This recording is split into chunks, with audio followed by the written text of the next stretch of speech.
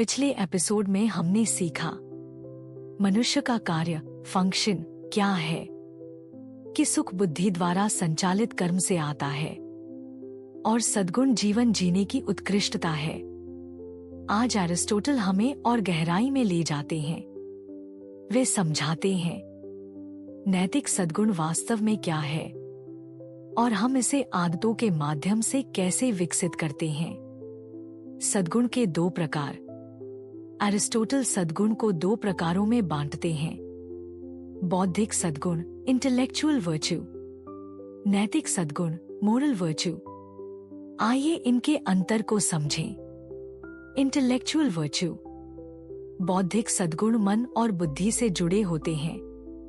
इनमें शामिल हैं प्रज्ञा विजडम, समझ अंडरस्टैंडिंग, ज्ञान नॉलेज, बुद्धिमत्ता इंटेलिजेंस। ये सद्गुण विकसित होते हैं शिक्षा से, सीखने से, समय के साथ, अनुभव से। आप इन्हें अध्ययन और चिंतन के द्वारा सीखते हैं। मोरल वर्च्यू, नैतिक सद्गुण चरित्र से जुड़े होते हैं।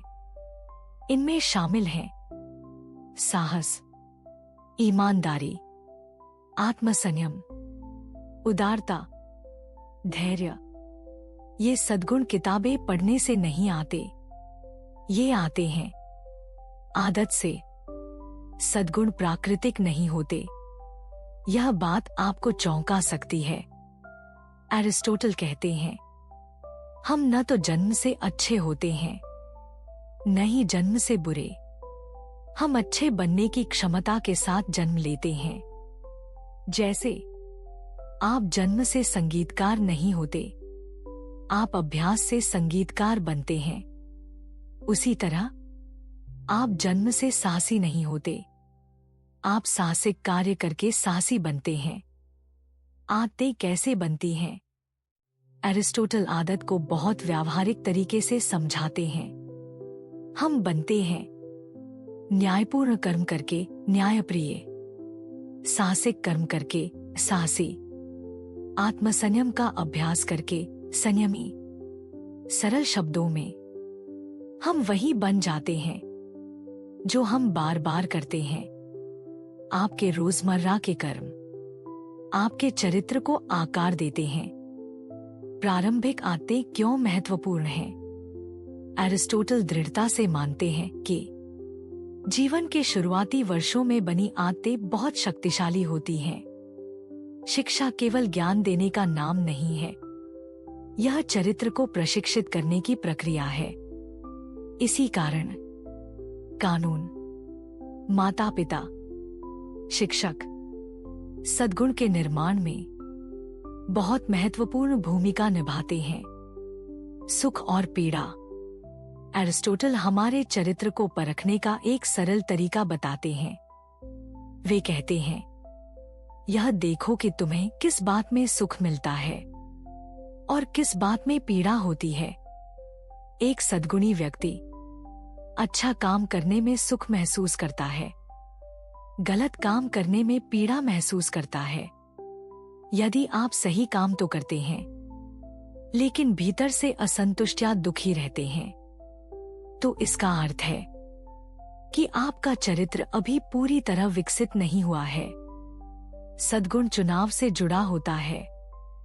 नैतिक सद्गुण केवल व्यवहार नहीं है, इसमें शामिल होते हैं चुनाव, जागरूकता, इरादा। एक सद्गुणी कर्म होना चाहिए जानबूझकर चुना हुआ, अपने आप में मूल्यवान समझकर किया गया, एक स्थिर और दृढ़ चरित्र से उत्पन्न, संयोग से किया गया अच्छा काम किसी व्यक्ति को सद्गुणी नहीं बनाता। जिम्मेदारी और चरित्र। एरिस्टोटल एक बहुत मजबूत दावा करते हैं।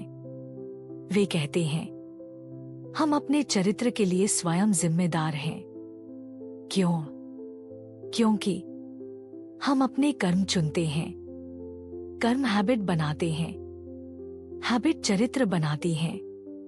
इसका अर्थ है आप हमेशा भाग्य को दोष नहीं दे सकते। आप हमेशा किस्मत को दोष नहीं दे सकते। परिवर्तन की शुरुआत चुनाव से होती है। अतिवादी व्यवहार सद्गुण नहीं है। एरिस्टोटल हमें सावधान करते हैं।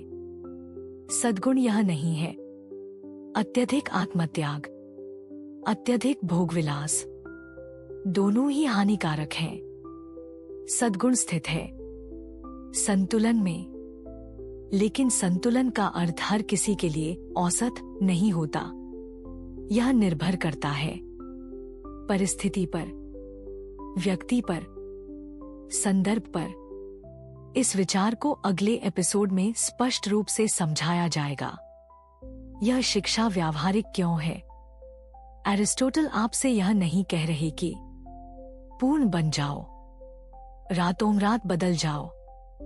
वे कहते हैं छोटे कर्मों से शुरुआत करो, नियमित रूप से सत्य बोलो, क्रोध को धीरे धीरे नियंत्रित करो, छोटे तरीकों से उदारता का अभ्यास करो। समय के साथ चरित्र बदलता है। खुद से पूछिए, मैं हर दिन कौन सी आदतें बना रहा हूं? क्या मेरी आदतें उस व्यक्ति का समर्थन करती हैं जो मैं बनना चाहता हूं? क्या मैं बिना सोचे समझे जी रहा हूं या सचेत रूप से चुनाव कर रहा हूं? ये प्रश्न आपके भविष्य को आकार देते हैं।